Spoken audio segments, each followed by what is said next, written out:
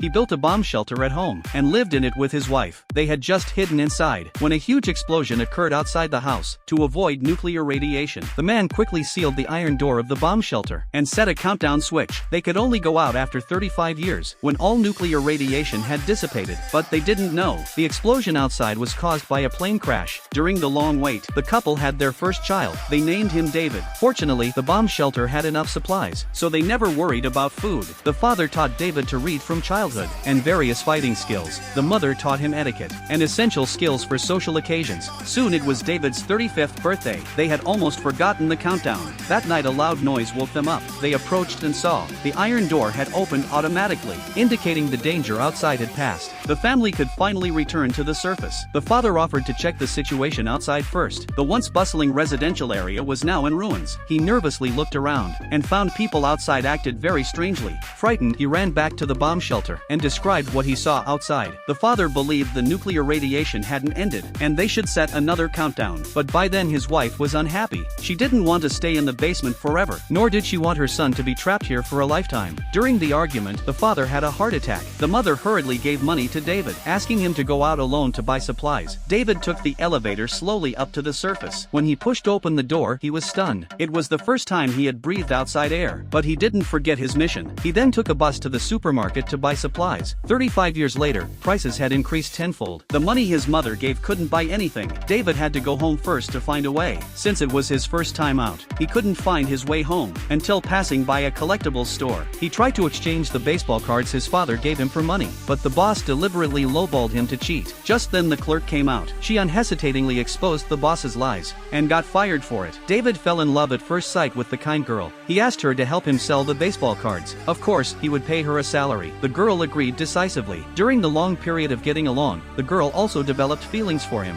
So David took her to meet his parents. To help his parents adapt to life above ground better, David sold some stocks and bought a large piece of land in the suburbs. Finally, the whole family lived happily together.